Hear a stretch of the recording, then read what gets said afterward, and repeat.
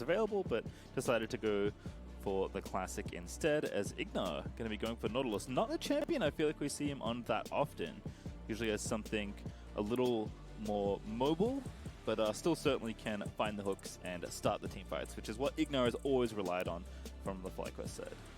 Yeah, I would say even aphromoo been exceptional, especially on the Thresh.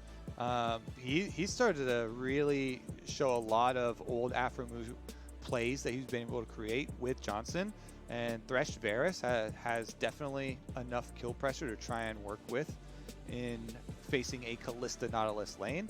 I expect junglers to be pretty heavily attracted to the bottom side of the map for both teams, but especially for Dignitas, as Lee Sin can be the one to really create those plays for them. Yep, curious to see if Dardoch can replicate the success he had with the Ignite Graves, with the regular no Ignite Lee Sin. Certainly though, if Dardoch and the rest of the top side for Dignitas can find a bit more consistency, goes a long way in just making this team have a much better second half of the split, because they only picked up their first win yesterday, but they certainly seem to be on the right track after many different changes. So I like what we saw. Hopefully it continues here on the Dig side for Fly. Certainly looking to bounce back here. They've already been upset once. They were firmly the second place team, it felt like, for a while, and now that competition is between other teams, I think, at this point. FlyQuest going to have to win a couple to get themselves back into the conversation for second best team in the LCS. Well, they have a Solo on possibly his favorite champion, spamming so many Sett games. That's definitely a comfort pick for him. PowerOfEvil feels really confident in his Kassadin. I know he's always super willing to pick that counter pick, and should have plenty of sustain here. Took the fleet and should be able to deal with Fenix Azir early push, no problem. That is the big weakness, though. Of course, Azir should be able to get shove on the Kassadin, and should be able to get some early timings. I'm going to be honest with you, Kobe. Checking through the keystones here, and everything looks normal, with a single exception. I don't know if I've ever seen Conqueror on Azir. I'm not saying it's bad, and I'm not saying people haven't done it, but of all of the keystones I have seen on Azir, I don't know if I've ever seen this one. Okay, so I definitely have seen Conqueror. Lethal Tempo is probably the more common of the yellow keystones for him, but Conqueror is going to be also for kind of extended fights and being able to get that sustain through them as well. So still viable. Dardoch gets his top-oriented path going early. Remember, he did gank for Lourlo repeatedly in the Graves Ornn combo, and they might look to try and punish Solo early. Punishing Solo has not been something that a lot of teams have been able to do. I think Solo's been really good for FlyQuest, especially when he's on the Sett, and it is pretty hard as Ornn, but you know, that might be an unexpected early focus for them if they can, you know, Lourlo can try and set it up with the knockup, and Dardoch can bring the extra damage. It's just so hard because all Solo has to do is hold his W, and if you don't expend that early, then should be able to be just fine in the 1v2. Santorin, meanwhile, early mid. Yeah, Fenix pushing, and this is a nice wrap here from the Volibear. Going to run in, gets the stun, the flash already out for Fenix, and that's an easy chomp from Santorin. It's first blood for the Volibear. Flash for flash, a boom. Nice wraparound gank there for Santorin. Gets the Kassadin rolling early. That just takes away all of the early Azir push. Even though Fenix can teleport back out the lane, if you give Kassadin breathing room early, try and get him to the level 6, it becomes just such an easy life. Here's another look at it. Pretty easy. Santorin just did full blue quadrant, actually. So this is a pretty quick level 3 for Volibear, because it's a bit unexpected that he comes from just bottom side after starting blue, but just does the 3 blue camps to get his level 3, and then right on over towards mid lane for the wraparound behind Fenix. Yeah, really well played there by Fly to get that first blood. Dig, though, off to the races in bottom lane here. Slight CS lead, but to get that first wave pushed in, aphromoo proc the demolish on the tower, so using that Varus and Thresh pretty effectively here. I think certainly expected to win in any sort of poke or protracted battle. I think all in, certainly. Ignite Nautilus plus Kalista should feel pretty good, but Varus really doesn't want to let you anywhere near either champion in his lane if it can help it. So doing a nice job of keeping Mash and IgNar at arm's length for now. All right, Santorin gonna get the recall off too, and since he got the first blood on Volibear, it looks like he's going straight into stats, blue smite, and just the ruby crystal here. Definitely gonna be tanky boy, kind of hard to deal with early. Without the flash though, the ganks become a lot more difficult to pull off. I think the goal was accomplished in mid lane, and now it's pretty easy for PowerOfEvil to try and sustain his way up till the level 6, just has the Doran shield, and you continually go in on the minion wave to proc your fleet and get your mana back with your W proc, and he still has his teleport ready, so it looks like they have secured step number 1 of the Kassadin game plan. Yep, feeling comfy. We'll see what that first bite is whenever he does want to go back. Santorin, though, going to pressure down this bottom side of the map and try and relieve the pressure that has been building on Mash and IgNar. I'll see if Johnsun and aphromoo play back for long. aphromoo going to reward it, though, and now they'll be straight back to pushing. So Santorin maybe we'll have to revisit this lane again. Solo trying to get the push onto Lourlo as well.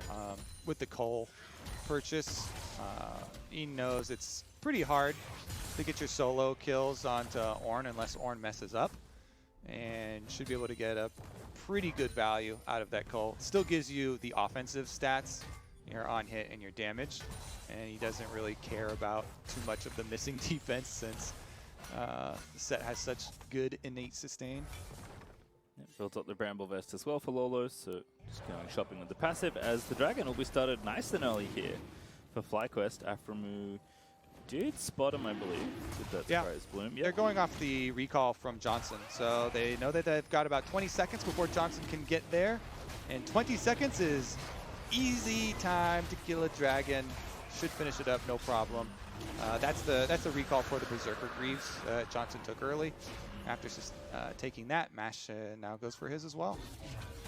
Easy enough for Kalista to move in with the rest of the squad to clean up that Dragon, so just good awareness there for FlyQuest in general. Getting themselves that first Dragon. Dardoch, though, kind of out onto the map.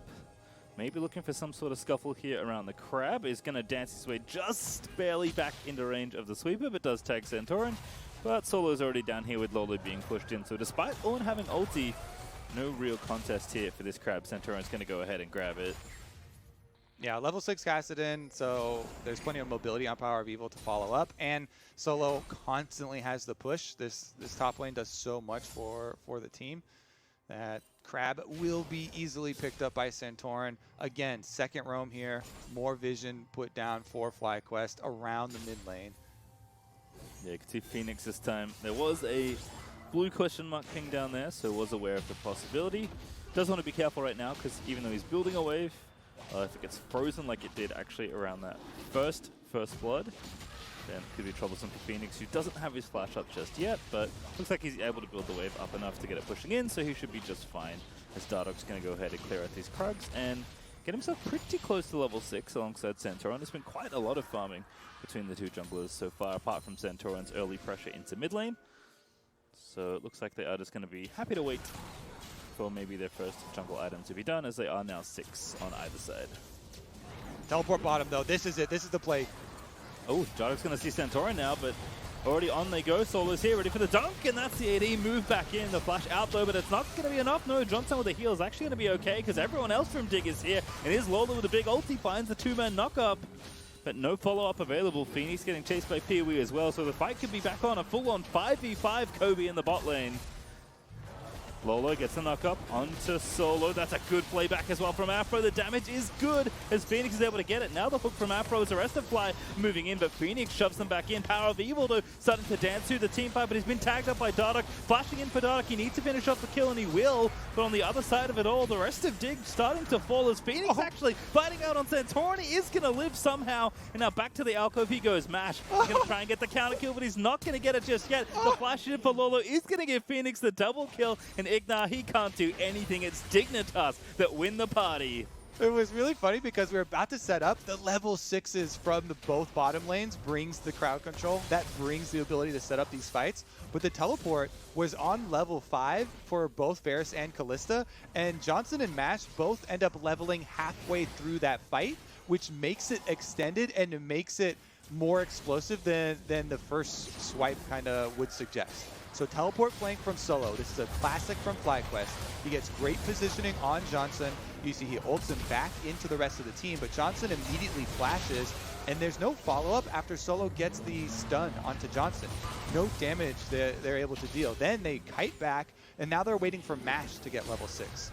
Then they get the re-engage as PoE comes down. Mash focuses, trying to get these minion waves. And when Solo gets hit with the edge of this knockup, Dardoch actually takes the Q in on Lee Sin. Pretty close to getting bursted on that wall. PowerOfEvil has to flash, doesn't finish off aphromoo, which allows Dardoch to follow him on Lee Sin, landing the Q. And then Mash gets level 6 off of that kill. Using his ultimate there, dodged away by Dardoch. IgNar misses. And they're not able to get the knock-up, which means Fenix could just kite back into the alcove and doesn't go down on the Azir, racking up those extra kills. Definitely going to be a scary thing with the Azir now. 3 kills to his name for Fenix. Meanwhile, PowerOfEvil's Kassadin didn't get any of those last hits because when he flashed in to try and finish off aphromoo, there were like maybe 10, 12 HP left on the Thresh that did not allow him to get any of the actual gold from it. Yeah, very dramatic in the bot lane. You know, it looked like maybe a 3v3, and then before you know it, Kobe, a full-on extended 5v5, where Fenix is a big winner, as you mentioned. We'll see if he can extend his lead at all. He's currently 12 CS ahead of PowerOfEvil, who is still looking to finish off that Rod of Ages, and Dardoch also got the Rift Herald in and amongst that replay. Fenix had such a good ultimate as well. The Azir wall cut off a lot of the follow-up, and that's kind of what led to PoE being the 1v4 basically flashing in, because Azir's Fenix had cut off the rest of FlyQuest. But now Dardoch's trying to defend around mid, kicks the bear right back out, and should be able to escape no problem. 3-person roam from FlyQuest just results in summoners, ultimate trade. Yeah, here's Afro and Johnsun though back in the mid lane. So they are going to go ahead and move on to this Mountain Drake here. And don't think Fly are really in the neighborhood for a contest, especially with Solo staying top without his teleport.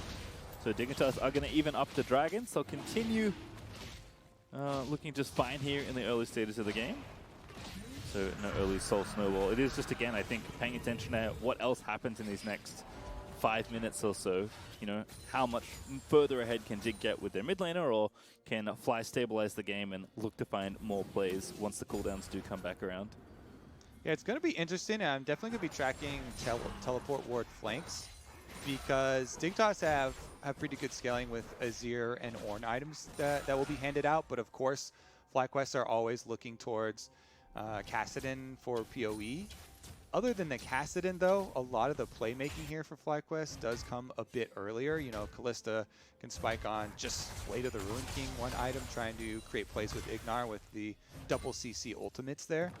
And it's really going to be a question of, can they get those deeper wards in these flanks around to capitalize and feed more money into the Kassadin. Dardoch going to go ahead and finish up this red buff. He does still have the Herald up for a little bit longer. Got about 30% of the duration left on the eye, so he's going to want to drop it pretty soon. There's a minute and a half to get the turret plates out of the deal as well, as Fenix just continuing to sweep away farm. PowerOfEvil is going for a pretty greedy build here, but we'll hold that thought, as good ulti there on Tamash is going to force out the cleanse. It actually almost jumps onto IgNar, but no extension on the Chain of Corruption, but just an easy little poke there for Dig to get a summoner. I think it's going to be a pretty long game, actually, with the first 2 dragons going split here, and gold remaining so even. We do have a roam up the river with the bottom lane CC, but Dardoch already sees it out. Yeah, good hook, good Fate's Calder from Mash. Has to pull the support out of there, but the flash play in from Afro is going to keep the fight going. The box is up as well. Johnsun getting jumped, but he flashes out of there. Dig getting a little bit low, but they do take down Mash, and now going to force IgNar to flash away as well. Nice angle there for Dig. Fly just couldn't get the counter kill. Yeah, FlyQuest trying to make a play through the river up here, though, but aphromoo just turns right on him. Smells blood in the water. It just runs down Mash, even with double summoners and Kalista ultimate up. aphromoo just charges him straight down through the knockup. Mash tries to flash away, and he's the cleanse, but Dignitas finish him off. Johnsun and Fenix just burn right through him. Rift Herald activated afterwards for the tower. And Dignitas, riding the momentum off their first victory in the LCS yesterday, also take down a first tower here to open up the map. Yeah, they're up about 1,500 gold. They've got that first tower. Fenix has got 8 stacks on his Dark Seal. Looking good there on the Azir. Certainly everything is falling into place. And Kobe, you mentioned this actually last game, I believe. We hadn't really seen much of it yet, but Johnsun is going to do us proud. On-hit Varus today with that Bladed Ruin King now finished. Yeah, I mean, Volibear stacks a lot of health. So it's very effective against Volibear.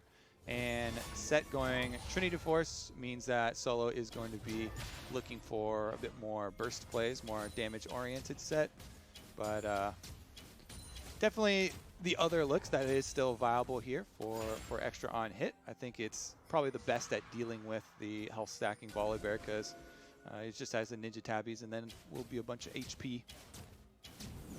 And I don't know if he would have made a different choice if compositions were different. I imagine he would have, but I will say that this kind of build, I think to me, speaks more to Johnsun's general style. He's very teamfight oriented as an AD. I think he has been quite good in lane alongside Aphro especially, and they've carved out a lot more space for themselves in the early stages of games, even in this split as well for Dig. But Johnsun to me, his Ashe dancing around team fights, having good utility usage was kind of the thing that I remember when he burst onto the scene in the LCS. So for me, this more on-hit build where you can just output DPS all the time certainly speaks to how I've observed Johnsun playing the game as well. So I like it from that angle as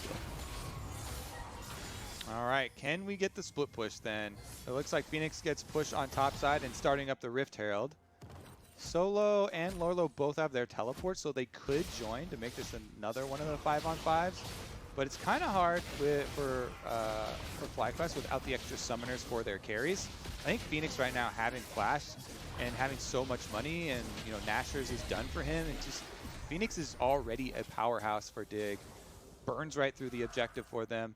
Shove the lane for himself and then just slide back over to pick up the other half of the lane on the way back. And that'll be Herald number 2 for Dig. Yeah, like you said, potentially a long game here. PowerOfEvil is certainly in no rush, Kobe. He went Rod of Ages and tier, so he is double stacking up the late game Kassadin items for that massive, massive mana pool. He has to be. He is their main hope for the late game. It's all riding on the Kassadin condition. They have to get him to level 16 for the super low cooldown on the ultimate and the extra damage. And if he's going double mana scaling items, he's trying to find the full synergy there to really spike towards the end of the game there. But even if you do that, you are facing a Thresh, which is kind of hard to deal with, trying to get around that peel. Kicked from Dardoch, and of course they have the beefy front line of Ornn. So PowerOfEvil is going to have to play well in addition to having the Kassadin condition. Alright, well, dragging over to Dig, so continuing to get objectives and advantages for themselves here. Still keeping the gold lead pretty small between the two sides. FlyQuest at least are only 1,000 gold behind.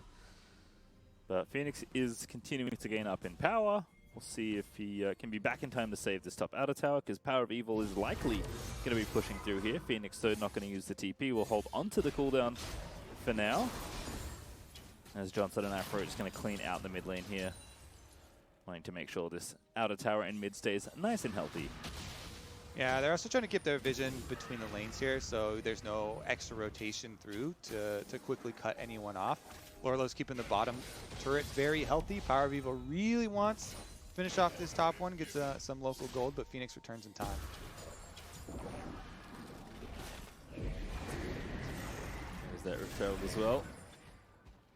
Unleashed here by Dardoch in the mid lane. And that might be enough to finish off the tower. It's going to be close. It is enough. Good calculations there by Dardoch. So make it 2 towers to 0 now for Dig as they continue to open up space. And Santorin, they're going to flash in there, stunning up Dardoch, but the Stormbringer is not going to be able to reach Aphro as he lanterns and flashes his jungler out to safety. aphromoo just looks so clean this split, even though Dig had such a rough early start for themselves. We're seeing the resurgence before our eyes. Against FlyQuest here, putting up a very good fight, running straight down the mid lane now.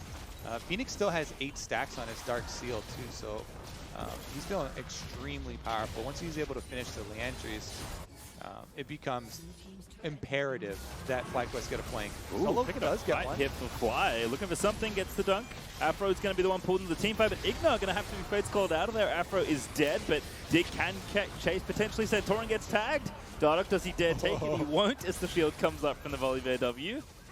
Yeah, kicks him out there. FlyQuest could be happy to get away without losing anyone in the exchange, as they do get the kill onto aphromoo. Lourlo pushes in one more wave, and they take away a few resources from the jungle. That's the flank that you want onto a higher value target, though. Using that flank and getting just the kill onto aphromoo is a bit more of a stalling move for FlyQuest, rather than pushing the game forward in their favor. PowerOfEvil has still yet to get a last hit on any of these kills. But that being said, he's got 7 stacks on his Rod of Ages, so 3 more minutes there. And the Stairs now will start stacking a lot quicker. Yeah, getting closer, at least level 13 as well. It's very important to keep track of the levels on that castle win condition. But still a little while away from the coveted level 16. As Dig will just dance back and forth. Looks like both teams going to be doing some resetting of the vision and the map, because it is time for that next dragon up in just under 2 minutes. Looks like they could evolve another strat for themselves here for FlyQuest with Solo. When he's able to get Blade of the Ruin King. Oh, actually, Death's Dance he's going for the full sustain here. So Trinity Force, Death's Dance. Solo should be able to move Lourlo around a little bit easier, because he can fully sustain off the minion waves after going for those trades, even though there's a Bramble-Vis onto Lourlo. And that's what's been keeping it kind of stalled as far as the split push for FlyQuest. You know, they've got PowerOfEvil trying to push it ahead in the side lane versus Phoenix Azir, but they've had a bit of a blocker on the other side, because Ornn with the Bramble-Vis Sunfire can just kind of soak up those minion waves and even just stand at the tower if he needs to, and kind of block that split push from progressing. But once Solo does get Death's Dance, that's going to go a long ways in kind of the war of attrition for him with all the extra sustain. Well, not done yet on the items. It's kind of only 2 items on PowerOfEvil, actually, who's getting close to stacking up the roll fully, but isn't there yet, either on the transform of his staff either. On the other side for Dig, 2 items for Varus, 2 items for this Azir, as Leandris has been finished for Phoenix, so going to be feeling pretty good about their chances in a possible 5v5 erupting around the dragon in 30 seconds. You can see Fly already down there with some of their own vision, trying to keep track of mid lane, as the mages in top lane continue to fight each other. As Phoenix now going to have to make his way down, because he does not have his teleport. Neither does PowerOfEvil, though, so might be a little late to this next engage. Ulti from IgNar, though, onto aphromoo, but no follow-up there from the Nautilus ulti. Yeah, they had Solo earlier on the flank, but Lourlo is trailing right behind him, so I think they made the call. We're not all-inning on this. Instead, just kind of kite out that cooldown and return to the dragon. Dignitas here now set up. They've got the support ultimate advantage now, since IgNar has no ulti, but PowerOfEvil with a pretty good flank. Good hook onto Dardoch. There's the hook though on a solo PowerOfEvil, though, as you mentioned, did flank around. They ulted from Phoenix, though, he's going to push him through, but Sett, he's able to find the dunk. The kill though onto PowerOfEvil happens as he gets knocked up by Lourlo, and they shred through solo after the dive, so that's a great hook as well. IgNar going to be left for dead here, pops the stone plate to try and buy time for the rest of the squad, but he is just going to fall to Johnsun as Dignitas wins such a clean team fight. What? Stunned up PoE there. Was that literally just Lourlo charging him into the wall, or was it a Thresh hook? Because there's no point and click here. Maybe it was Johnson's corrupting chain. We have to watch the replay. PowerOfEvil has flash, so him flanking with the Kassadin, getting locked up there with flash, just brings the whole game down for this team. Kassadin is the heart. Kassadin is everything for FlyQuest, and Dignitas will take the dragon, and they're looking like they want to take the Baron too. Yeah, Santorin's here. Phoenix, so onto Mash is going to get aggressive, but Solo's back in with the TP, and that will force Dig off the Baron. They were trying to turn to get another kill, which I think is pretty appropriate given how short the death timers are, but not enough to pick up another one, so they'll be forced off Baron. They'll be forced to reset Zorchus one again. Let's keep track of PoE, Kobe. So he's got this good flank back around behind Johnsun, behind Phoenix. The rest of the team is focused on the dragon. Flash initiation there from IgNar. They have him on the run. Then PoE starts walking over. Is it Johnsun who hits him? Yep, corrupting chain of corruption there from Johnsun into the charge from Lourlo. Yeah, if he's unable to flash over the chain of corruption there, then he just gets annihilated. 100% to 0 on the Kassadin, and after he's dead, FlyQuest, everybody who's left behind is going to have to go down. As you know, this also put Dignitas on Soul Point, being their third Drake. It's just a Cloud Drake, so it's not the most impactful, especially for this team. So it's not like that's the end of the world for FlyQuest or too big of a deal. FlyQuest can still count on 2 more levels for PowerOfEvil. It is super nice for Kassadin, though, if you would have been able to get that. But it's kind of out of their reach. Yes. Well, I imagine that we'll try and keep it out of Dig's hands, but that's not really the concern right now. It is this mid lane assault that is happening as Fenix puts up the Sun turret, and they're just looking to crack through here. Fly very late to re-rotate for this tower, so that's just going to fall. That's another space now that Dig can continue to attack. And you mentioned this, Kobe, all the way back down to that first 5v5 in the bottom lane, but watching back that replay, the thing I noticed is another excellent Azir ult from Fenix. Yes, Solo made his way through with the ulti, which is cool. Like, he managed to get through the wall and get into the backline, but he was the only one, especially with PoE, not able to complete the flank. So everyone else is just cut off with the Emperor's Divide. And Dig were able to very easily finish off that fight. As aphromoo just magnetized to IgNar at this point. He's in the box, he doesn't have flash, he's going to go off to the wall, but Dardoch's going to tag him in the queue, and Fenix will just swoop in to finish him off. Yeah, just what you were talking about in the fight on bottom, that's why the flank is so important. That's why the Kassadin avoiding CC, flashing is so important. But Dignitas will take the opportunity to push it straight through, inhibitor down, Baron up as well. They can retreat, and they've already got plenty of wards through the jungle leading up to Baron. So for Chain of Corruptions, Death Sentence coming out of the Fog of War now. FlyQuest do have at least the Scuttle Crab, but Santorin gets swept up. Not the one you want to get picked off here. He's forced to flash, and Johnsun's ulti barely not going to clip the bear. Dardoch. Ooh, he's getting jumped on here. Now the other jungler is dead as PowerOfEvil picks up a big kill for himself. First kill for Kassadin. Seraphs is charged, fully stacked Rod of Ages, looking at level 16. Keep your hopes alive, Pastry, for some Kassadin plays later. His flash is still off cooldown, so there's definitely more plays to be had. And FlyQuest going to take that kill on the jungler, start up the Baron, try and bait Dignitas into a bad spot. Yeah, going to be 4v5 here in the pit. PowerOfEvil with a great looking angle here as well.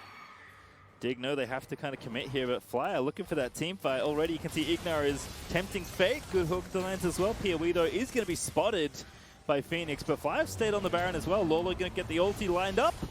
Going to knock 2 up though, but again, I don't know if they want to fight or get the Baron. Johnsun's going to get the kill on the IgNar, but still 3 or Flyer on the Baron. Solo is getting low. The Baron is dead though as Santorin is able to pick it up, and Fenix is still alive as Johnsun gets the double. Make it 4 as Santorin's now the only one left alive, and Johnsun's able to grab that triple. Fenix is actually nuts. He has Kassadin right behind him, flanking him. He walls away Solo, then slides towards Solo away from the Kassadin, flashes out, doesn't die. Dignitas, they're going to just win off of that. Oh, that's the Chain of Corruption. Santorin's going to get out of there, but he's still dead. That's the ace for Johnsun. He gets the delayed quadra kill, and that is going to be another Nexus captured by Dig. 2-0 on the weekend, Kobe, as they fulfill the Bud Light ace. And FlyQuest, another upset loss here as Dignitas are able to take them down. Dignitas with the Renaissance halfway through the summer.